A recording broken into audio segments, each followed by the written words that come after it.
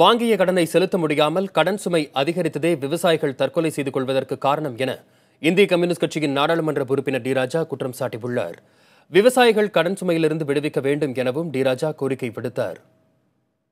விவசாயிகள் வாங்கிய கடனை திருப்பி செலுத்த முடியவில்லை. இந்த கடன் சுமையே விவசாயிகளின் தற்கொலைக்கு காரணமாகவும் இருக்கிறது. ஒரு பக்கத்தில் விவசாயிகளின் இடுபொருள்கள் விலை அதிகமாகிக் கொண்டிருக்கிறது. இன்னொரு பக்கத்தில் விவசாயிகள் விளைவிக்கிற கொஞ்ச நெஞ்சம் பொருள்களுக்கும் கட்டுப்படியான விலை இல்லாமல் இருக்கிறது.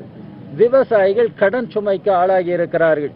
பாராளுமன்றத்தில் இதனை மிக கடுமையாக பேசியிருக்கிறோம்.